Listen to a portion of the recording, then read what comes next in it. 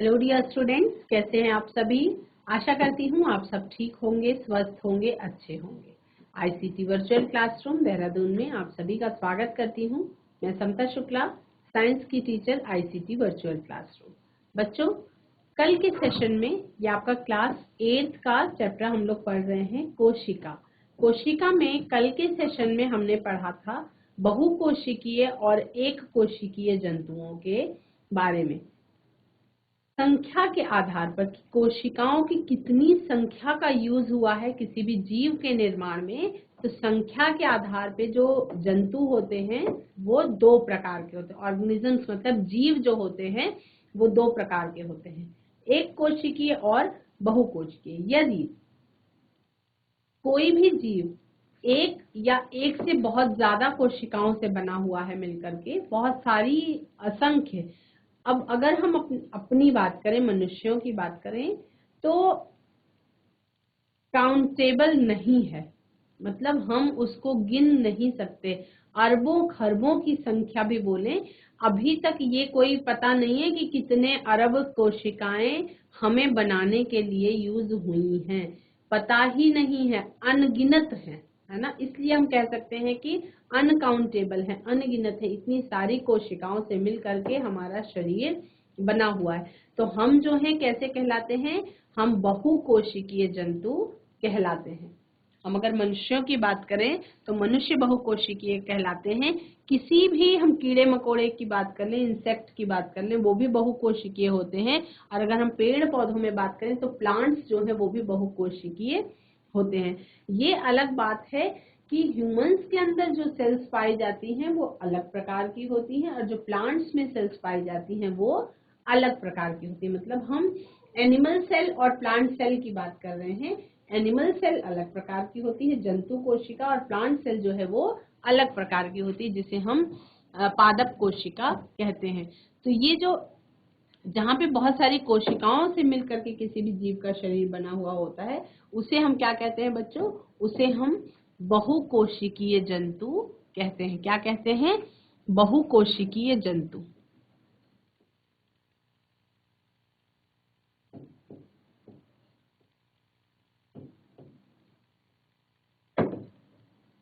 बहुकोशिकीय जंतु नहीं कहेंगे क्योंकि साथ में हमने प्लांट भी लगा रखा है, तो हम इसको बहुकोशिकीय जीव कहेंगे। ठीक है, नेक्स्ट देखते हैं कुछ यूनिसेलुलर ऑर्गेनिजम्स। ये जो यूनिसेलुलर ऑर्गेनिजम्स होते हैं ये एक्चुअल में क्या होते हैं, कुछ ऑर्गेनिजम्स ऐसे होते हैं जो केवल एक ही कोशिका से बने हुए होते हैं। ऐसे ऑर्गेनिजम्स को, ऐसे जीवों को हम यूनिसेलुलर ऑर्गेनिजम्स या एक कोशिकीय जीव कहते हैं। और उनके एग्जाम्पल्स के तौर पे अमीबा है, पैरामीशियम है, यूग्लिना है, बैक्टीरिया भी आपका एक कोशिकीय जंतुओं में आता है। लेकिन जो एक कोशिकीय जंतु होते हैं, एक कोशिकीय जीव होते हैं, वो एक कोशिकीय क्यों कहलाते हैं? क्योंकि उनके फॉर्मेशन में केवल एक ही कोशिका का इस्तेमाल होता है। ये स्क्रीन में आपको जितने बड़े दिखाई पड़ रहे हैं बच्चों, एक्चुअल में ये इतने बड़े नहीं होते हैं। ये एक कोशिकीय होने के साथ साथ सूक्ष्मदर्शी हैं, मतलब माइक्रोस्कोपिक स्ट्रक्चर्स हैं। इनको माइक्रोस्कोप की हेल्प के बिना नहीं देखा जा सकता है ना। लेकिन ये एक ही कोशिका से सारे काम करते हैं, एक्सक्रीशन करते हैं, श्वसन की प्रक्रिया करते हैं, डाइजेशन की प्रोसेस करते हैं। अमीबा की हम बात करें, अमीबा खाना खाता भी है, खाने को पचाता भी है, वेस्ट मटेरियल को अपने शरीर से बाहर भी निकालता है, और गुणन भी करता है, मतलब अपनी संख्या को भी बढ़ाता है। इसी तरह हम पैरामीशियम की बात करें तो पैरामीशियम भी भोजन खाता भी है, एक्सक्रीट आउट भी करता है वेस्ट मटेरियल को। बैक्टीरिया जो है, बैक्टीरिया भी अपनी संख्या को भी बढ़ाता है, अपना भोजन भी करता है, रेस्पिरेशन भी करता है, और मूवमेंट भी करते हैं, ये सारे के सारे। तो ये एक कोशिकीय जीव हैं जो सारे जीवन से संबंधित काम परफॉर्म करते हैं, लेकिन उसके लिए केवल एक कोशिका से ही वो सारे काम अपने पूरे कर लेते हैं। ऐसे जीवों को जो सारे जैविक काम अपने एक ही कोशिका से पूरे कर लेते हैं, उन्हें हम एक कोशिकीय जीव कहते हैं। क्या कहते हैं उन्हें हम? एक कोशिकीय जीव कहते हैं।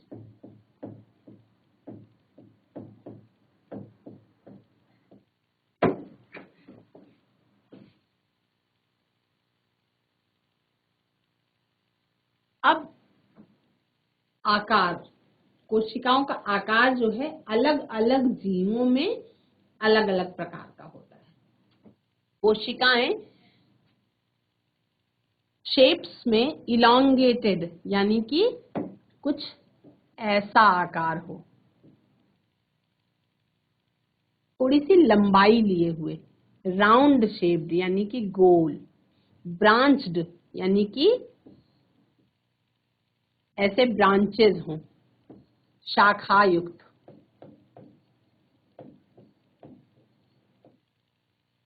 शाखा युक्त, गोल, लंबी। All cells do not have a similar shape. सभी कोशिकाओं का आकार जो है वो एक समान नहीं होता है।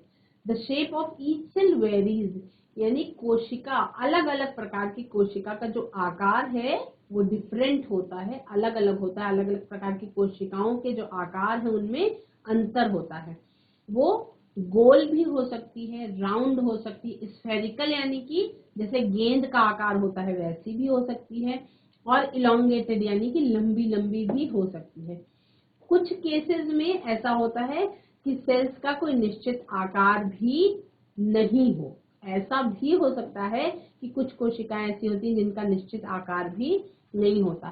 तो आप स्क्रीन में देख रहे हैं, यहाँ पे आपको दिखाई पड़ रही है RBCs, मतलब लाल रुधिर कणिकाएं। इनका आकार कैसा है? ऐसा है, और अंदर मतलब बाहर से मोटी है और अंदर जो है वो चिपटी है। गोल गोल चारों तरफ मोटी है और बीच में चिपटी है। ये है रेड ब्लड सेल्स का आकार। मसल सेल्स, हमारी जो मांसपेशियों का आकार होता है वो इलोंगेटेड होती है, लॉन्ग होती है, इस तरीके से लॉन्ग होती हैं। जो नर्व सेल्स होती हैं, जो तंत्रिका कोशिकाएं होती हैं, ये ब्रांच्ड होती हैं। कैसी होती हैं? ब्रांच्ड होती है। ये इस तरीके से ब्रांचेस होती है उनमें।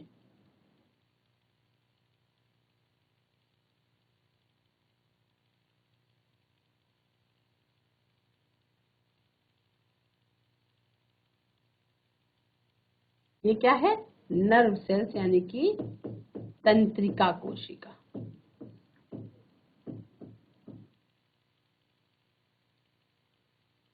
हमारी जो WBCs हैं उनका आकार अनियमित होता है। जैसे रेड ब्लड सेल्स का आकार ऐसा होता है,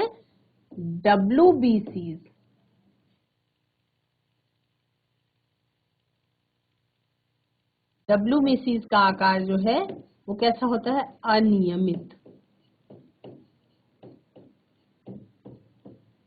जैसे अमीबा का कोई निश्चित आकार नहीं होता है, वैसे व्हाइट ब्लड सेल्स का भी कोई निश्चित आकार नहीं होता है। तो कोशिकाओं का आपको ये समझाने की कोशिश की जा रही है कि अलग अलग प्रकार की कोशिकाओं का आकार भी अलग अलग होता है। जैसे जंतु कोशिका का आकार अलग होता है, वनस्पति कोशिका का आकार अलग होता है।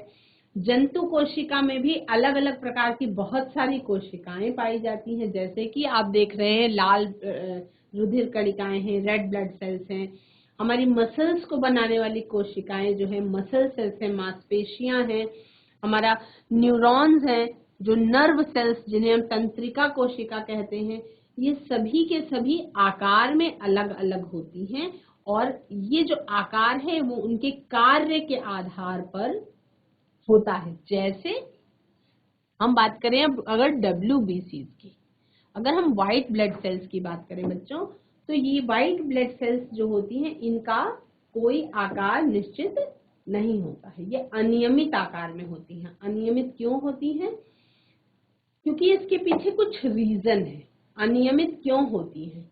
अनियमित इसलिए होती हैं कि जो WBCs होती हैं वो हमारे शरीर में जो रोग बीमारी होने वाली होती है, जैसे मान लीजिए कि हमारे शरीर पे किसी भी रोग कारक ने अटैक किया, तो WBCs जो हमारे ब्लड में मौजूद होती हैं, ये लड़ाई करती हैं उस दुश्मन से, है ना, और उस सेल्स को ये डिस्ट्रॉय करने की कोशिश करती हैं। तो डिस्ट्रॉय करने के लिए ये अनियमित आकार में होती हैं, उसी आकार में जा करके उसको डिस्ट्रॉय कर देती हैं। तो WBCs का ये फंक्शन है, इस कारण से इनका आकार जो है वो डेफिनेट नहीं होता है, अनियमित होता है।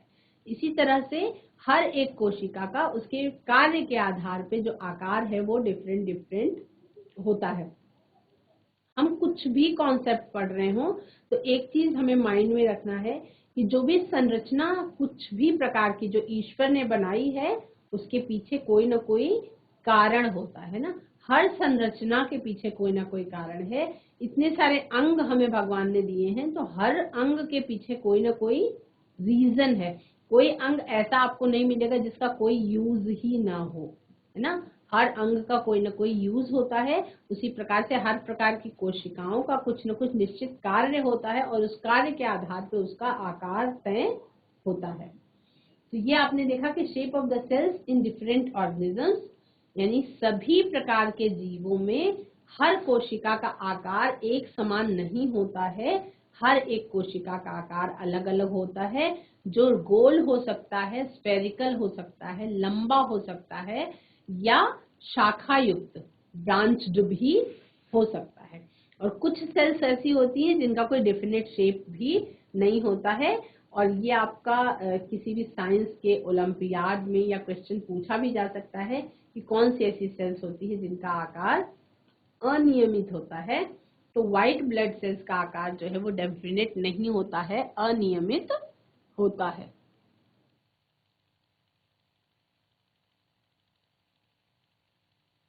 आप स्क्रीन पे देख रहे हैं बच्चों अमीबा का चित्र। ये क्या दिखाई पड़ रहा है आपको? अमीबा, जो क्या है?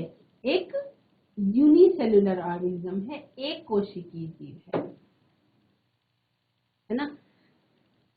White blood cells not have a definite shape, their cells have the indefinite shape। जैसा कि मैंने आपको पिछली स्लाइड में बताया कि व्हाइट सेल्स का आकार जो है वो अनियमित होता है। किस तरीके का अनियमित होता है ना, उसकी तुलना हम किससे कर सकते हैं? व्हाइट ब्लड सेल्स की तुलना हम अमीबा से कर सकते हैं। अमीबा जो कि एक कोशिकीय जीव है, amoeba keeps on shape by producing various projections across. Amoeba जो है लगातार अपने शरीर से इस तरीके के प्रोजेक्शंस निकालता रहता है, जैसा कि स्क्रीन में दिखाई पड़ रहा है। कितने सारे प्रोजेक्शंस निकले हुए हैं बाहर की तरफ। ये प्रोजेक्शंस निकालता रहता है, इस कारण से इसका जो आकार है वो निश्चित नहीं रह पाता, वो अनियमित आकार होता है। मतलब जरूरत के अनुसार वो प्रोजेक्शंस निकालता रहता है। उसी प्रोजेक्शंस के निकालने से ही वो चल भी पाता है, उसी से वो खाना भी खाता है, उसी से वो मूवमेंट भी करता है।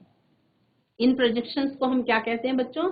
इन प्रोजेक्शंस को हम कूटपाद या सीजोपोडिया कहते हैं ना। तो ये पहले सभी बच्चे देखेंगे कि अमीबा का आकार कैसा है, अनियमित सा आकार है। उसमें आपको न्यूक्लियस तो दिखाई पड़ रहा है, लेकिन खाना खाने के लिए उसने अपने दोनों हाथ बढ़ा दिए, है ना। जैसे सीजो का मतलब क्या होता है कि झूठ मूठ का। सीजो का मतलब क्या होता है कि झूठ मूठ का।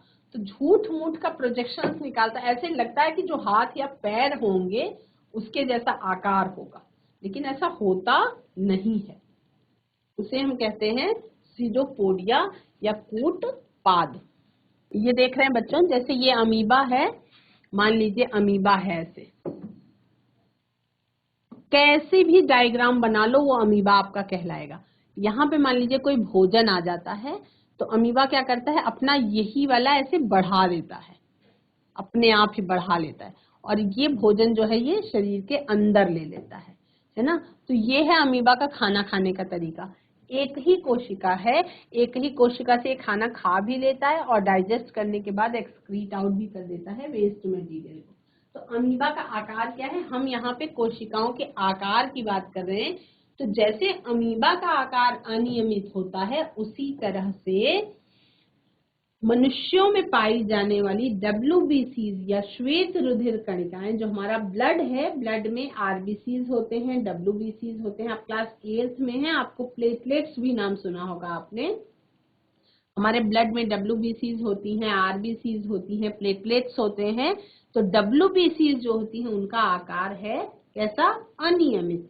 तुलना हम किससे कर सकते हैं? अमीबा से उसकी हम तुलना कर सकते हैं, क्योंकि अमीबा का भी आकार कैसा होता है? अनियमित होता है।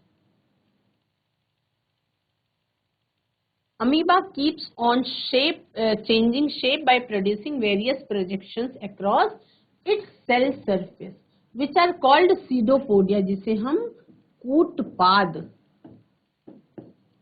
या हम पादाभ भी कहते हैं, या हम इसको कूटपाद कहते हैं, या हम इसको पादाभ भी कहते हैं। These projections help amoeba in feeding and moving.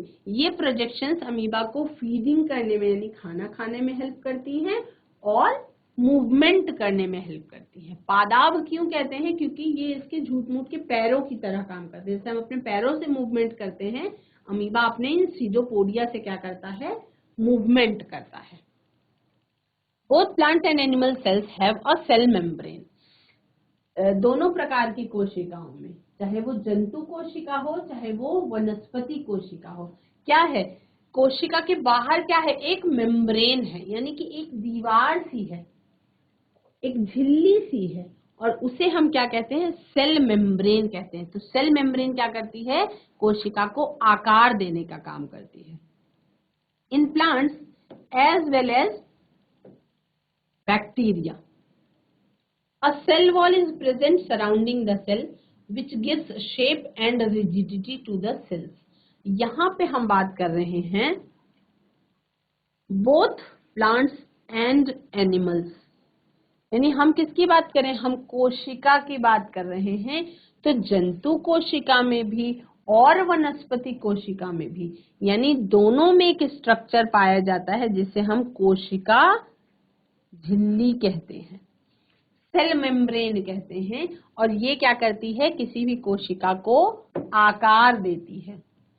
लेकिन अगर हम प्लांट्स की बात करें, अब यहाँ पे जंतुओं की बात नहीं हो रही है, प्लांट्स और बैक्टीरिया, इन दोनों में सेल वॉल पाई जाती है जिसे हम कोशिका भित्ति कहते हैं। वॉल का मतलब क्या होता है? दीवार। दीवार कैसी होती है? सेल वॉल का मतलब क्या होता है बच्चों? सेल का मतलब है कोशिका, वॉल का मतलब है दीवार, है ना, जिसको हम कोशिका भित्ति कहते हैं। तो दीवार शब्द जब मैंने आपको बोला, तो दीवार का मतलब दीवार कैसी होती है? बहुत मजबूत, बहुत कड़ी, रिजिड होती है ना। तो वो किसी भी सेल को बहुत रिजिड बनाती है, बहुत मजबूत बनाती है। जो कोशिका भित्ति होती है, सेल वॉल होती है बच्चों, ये केवल बैक्टीरिया में और प्लांट सेल्स में पाई जाती है। यानी एनिमल सेल्स में ये सेल वॉल नहीं पाई जाती। अब क्वेश्चन पूछा जाए, क्या अमीबा में सेल वॉल पाई जाती है? क्या अमीबा में सेल वॉल पाई जाती है?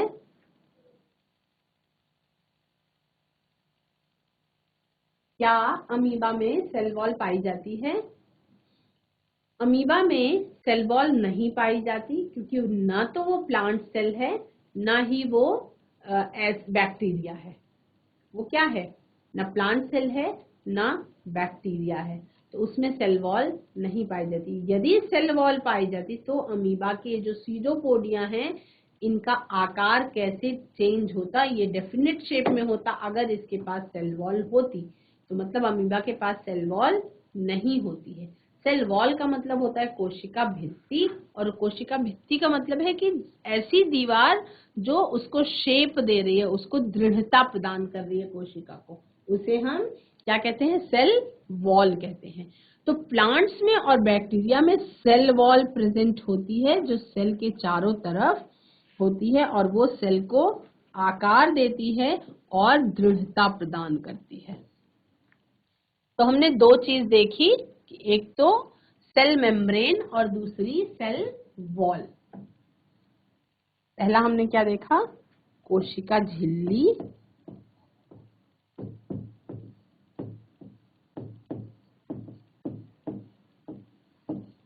और दूसरा हमने देखा कोशिका भित्ति।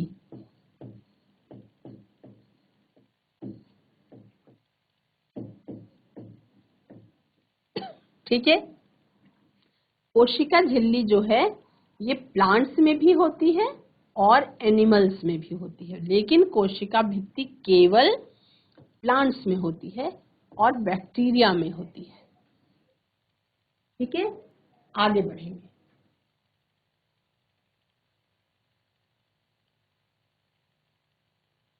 Size of the cell in different organisms, क्या क्या आकार होता है, मतलब आकार तो अलग अलग प्रकार का होता है, लेकिन कितना आकार होता है।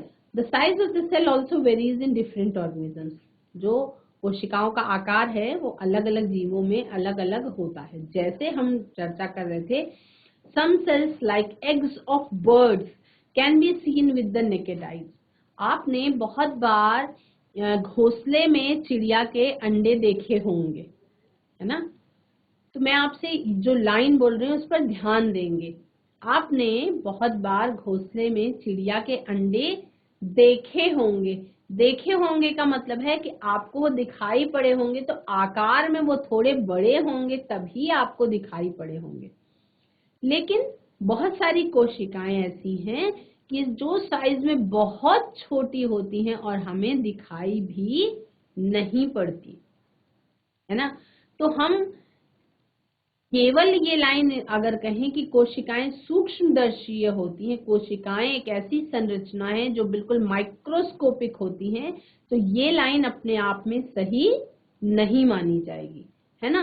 क्योंकि कोशिकाएं सूक्ष्मदर्शीय होती हैं, लेकिन सभी प्रकार की कोशिकाएं सूक्ष्मदर्शीय नहीं होती। कुछ कोशिकाएं इतनी बड़ी होती हैं कि जो आपको आंखों से भी दिखाई पड़ती हैं। जैसे हम अंडा खाते हैं, वो भी एक सिंगल कोशिका होती है।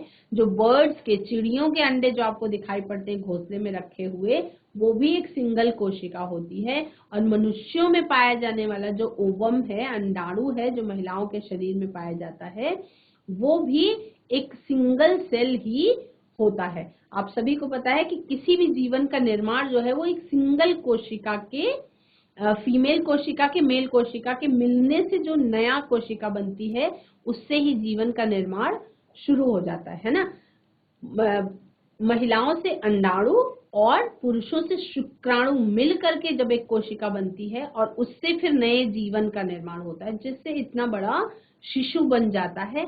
आपने सभी के घर में देखा है कि बेबी बॉय या बेबी गर्ल की बर्थ होती है, लेकिन जो शुरुआत होती है जीवन की, जैसे उनका शरीर बनना शुरू होता है, माँ के पेट में शरीर जो बनना शुरू होता है, तो उसकी शुरुआत किससे होती है? एक सिंगल सेल से, एक पहली कोशिका होती है और उसी से इतना बड़ा शरीर बन जाता है।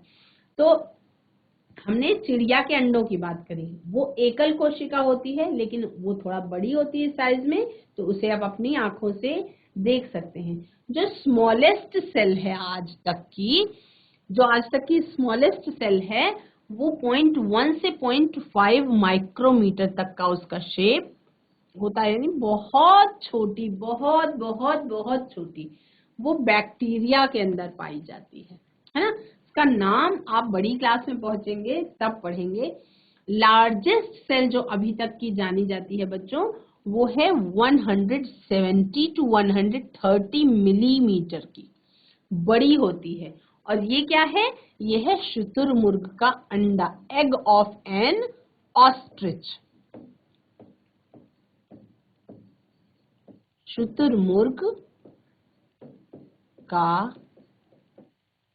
अंडा सबसे बड़ी कोशिका है।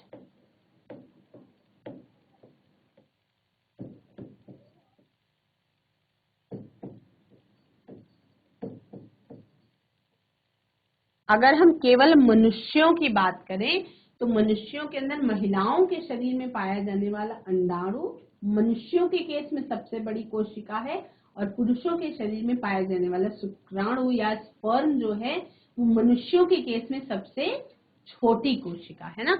सबसे बड़ी कोशिका, संसार की जो सबसे बड़ी कोशिका है, वो है शुतुरमुर्ग का अंडा या egg of N ostrich. The size of the cell is not dependent on the size of the body of an organism. यानी किसी भी कोशिका का आकार उस जीव के आकार पर निर्भर नहीं करता। किसी भी कोशिका का आकार उसके द्वारा किए जाने वाले कार्यों पर निर्भर करता है, यानी कोशिका का क्या काम है उस आधार पर उसका साइज तय होता है। ठीक है, तो आई थिंक कि आप सभी बच्चों को कोशिका के आकार के बारे में समझ में आ गया होगा कि अलग अलग कोशिकाएं अलग अलग जीवों में अलग अलग प्रकार की होती हैं, बहुत छोटी भी है बहुत बड़ी भी है, यानी कि कोशिकाओं में बहुत सारी विविधता है, वैरायटी है कोशिकाओं की। तो हम केवल ये नहीं कह सकते कि कोशिकाएं केवल हम माइक्रोस्कोप से ही देख पाते हैं, ऐसा सही नहीं है। हम जो भी चीज पढ़ते हैं बच्चों साइंस में, उसमें कुछ ना कुछ अपवाद होता है। कोई भी लाइन हम बोलते हैं तो उसका कोई ना कोई एक्सेप्शन आ जाता है, कोई ना कोई अपवाद आ जाता है। तो क्लास 8 में सभी बच्चों को I think size of the cell के बारे में समझ में आ गया होगा। अगर कहीं कोई कंफ्यूजन है तो आप हैंड रेज के माध्यम से पूछ सकते हैं, अभी के अभी एक कोशिकीय, बहुकोशिकीय और कोशिकाओं के आकार के बारे में। अब बच्चों, कोशिकाएं अलग अलग प्रकार की होती हैं, तो वैसे अगर काउंट किया जाए तो आप बहुत सारे असंख्य प्रकार की कोशिकाएं हैं, तो हम असंख्य प्रकार की कोशिकाओं का नाम नहीं याद कर सकते, पर कुछ लक्षणों के आधार पे कोशिकाओं को दो भाग में बांट दिया गया। मतलब ये कहा गया कि इस संसार में जितनी भी कोशिकाएं पाई जा रही हैं वो दो प्रकार की हो सकती हैं। पहला प्रकार हो सकता है प्रोकैरियोटिक सेल्स और दूसरा प्रकार हो सकता है यूकैरियोटिक सेल्स। तो प्रोकैरियोटिक सेल्स क्या हैं, प्रोकैरियोटिक कोशिकाएं क्या हैं और यूकैरियोटिक कोशिकाएं क्या हैं, उसके बारे में हम जानेंगे। कोशिकाओं का चैप्टर जो हम पढ़ रहे हैं इसमें आपको सभी कोशिकाओं के बारे में जानना है, एटलीस्ट सबके नाम आपको आने चाहिए। आपको ये पता होना चाहिए कि कोशिकाएं अपने कार्य के आधार पे अलग अलग उनका आकार होता है, अलग अलग शेप होता है, संरचना भी उनकी अलग अलग होती है। तो संरचना के आधार पर कोशिकाएं दो प्रकार की होती हैं। पहला होता है प्रोकैरियोटिक सेल और दूसरा होता है यूकैरियोटिक सेल। तो सभी बच्चे लिखेंगे कि कोशिका दो प्रकार की होती है।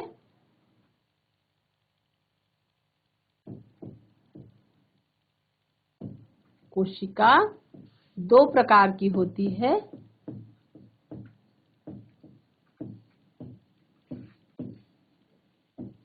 हम लिविंग सेल की बात कर रहे हैं, जीवित कोशिका की बात कर रहे हैं। तो कोशिका दो प्रकार की होती है। पहली होती है प्रोकैरियोटिक, प्रोकैरियोटिक,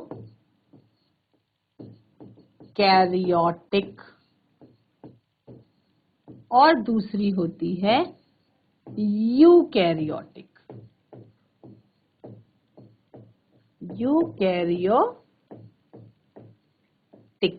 ठीक है, तो इसको अगर हम अलग अलग शब्दों में तोड़ दें, इसको याद करने का तरीका क्या है, क्योंकि आपका 8th में पहली बार कोशिका के बारे में आप सुन ही रहे हैं, तो आपको ये शब्द याद, जो प्रोकैरियोट्स, ये जो शब्द आपका आ रहा है को अलग अलग भाग में अगर हम तोड़ दें, प्रो प्लस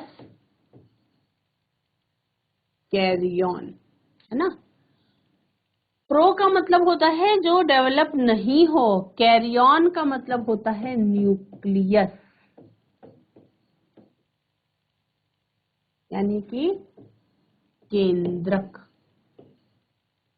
ऐसी कोशिका जिसमें केंद्रक जो है वो पूर्ण रूप से विकसित नहीं हो, ऐसी कोशिका जिसमें पूर्ण रूप से केंद्रक विकसित ना हो, वो प्रोकैरियोटिक कहलाती है, या हम कह सकते हैं वो अविकसित कोशिकाएं होती हैं, जो बहुत ज्यादा, जिसमें बहुत सारे सेल ऑर्गेनेल्स, बहुत सारे कोशिकांग नहीं पाए जाएंगे।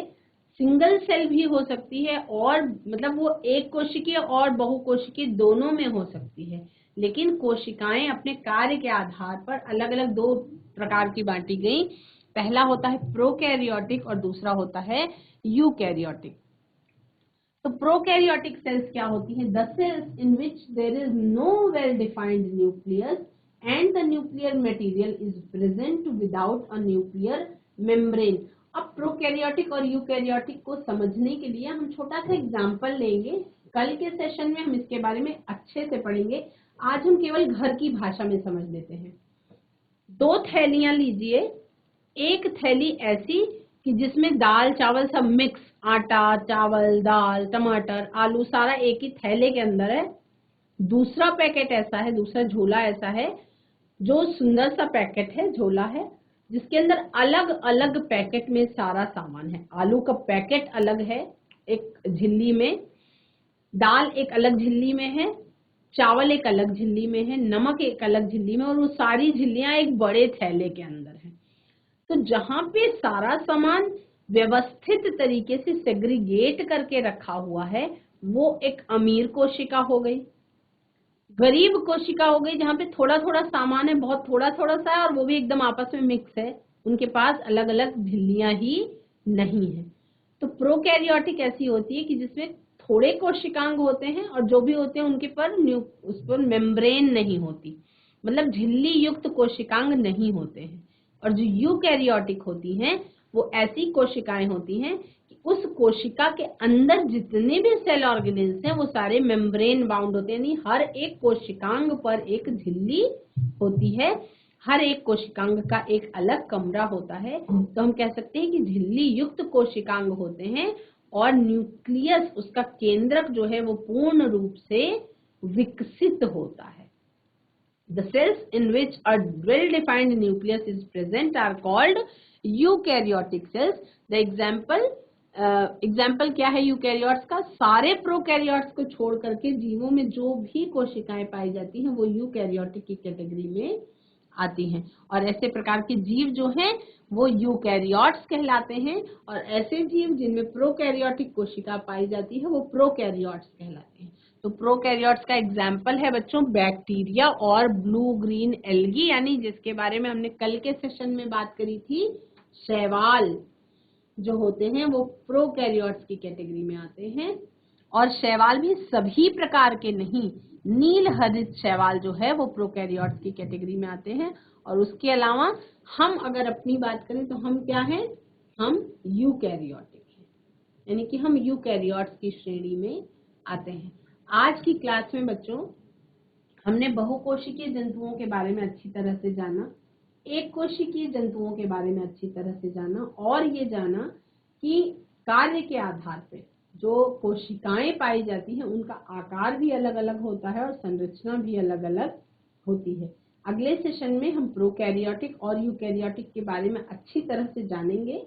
That's all for today. Have a nice day, take care.